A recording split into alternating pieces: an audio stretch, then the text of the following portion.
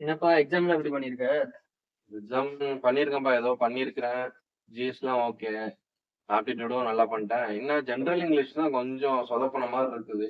ஆனா எல்லாமே படிச்சுட்டேன். எல்லாமே நல்லா ரிவிஷன் பண்ணிட்டேன் எல்லா டாபிக்ஸுமே. நெறைய டெஸ்ட் சீரிஸும் போட்டு பிராக்டிஸ் பண்ணிட்டேன்.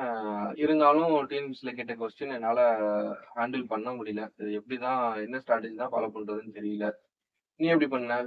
நான் நல்லா தான் பண்ணியிருக்கேன். அ, ப்ரீவியஸ் இயர் கொஸ்டின்லாம் ரெஃபர் பண்ணேன். அதுதான் கொஞ்சம் ஈஸியா இருந்துச்சு எக்ஸாமு. ஆ அப்படியா? அப்ப ப்ரீவியஸ் இயர் கொஸ்டின்ஸ்லாம் எப்படி எதுல நீ ரெஃபர் பண்ண? அதுக்கு எதுவும் வெப்சைட் எதுவும் இருக்குதா? இல்ல நான் ஒரு புக் ரெஃபர் பண்ணேன். என்ன புக் அது?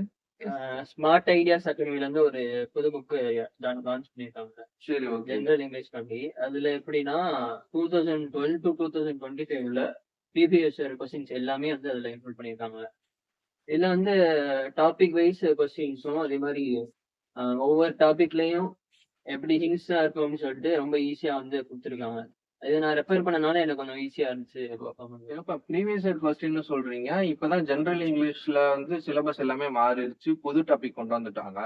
அப்ப புது டாபிக்ல உள்ள கொஸ்டின்ஸ்லாம் எப்படி இதுல கவர் பண்ணியிருப்பாங்க? அதுதானே நமக்கு வந்து சேலஞ்சிங்கா இருந்துச்சு இப்போ. இல்ல இப்ப நடந்த டிஎன்பிஎஸ்சி குரூப் 4 எக்ஸாம்ல கேட்ட கொஸ்டின்ஸ் கூட இதுல இருக்கு. அந்த எக்ஸாம்லயும் வந்து இப்ப வந்த புதுசா சிலபஸ்ல வந்த கொஸ்டின்ஸ்லாம் இன்க்ளூட் பண்ணிருக்காங்க. அதனால நம்மளுக்கு வந்து எப்படி கேட்கறாங்க, என்ன ஃபார்மேட்ல கேட்கறாங்கன்னு நம்மளுக்கு தெரியும். அதே மாரி இது குயிக் ரிவிஷனுக்கு வந்து ரொம்ப யூஸ்ஃபுல்லா இருந்துச்சு எனக்கு.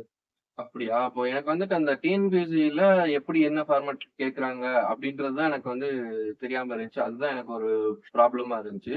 அப்ப நான் இந்த புக்க நானும் வாங்கி ரெஃபர் பண்ணி நான் பிராக்டிஸ் பண்றேன். இது கொஞ்சம் அஃபோர்டபுளா தான் இருக்கும் உங்களுக்கு. சரி, ஓகே. அப்ப நானும் இத வாங்கி படிக்கிறேன். செப்டம்பர் 28த் எக்ஸாம் நம்ம வந்து தட்டுறோம், தூக்குறோம். சூப்பரா.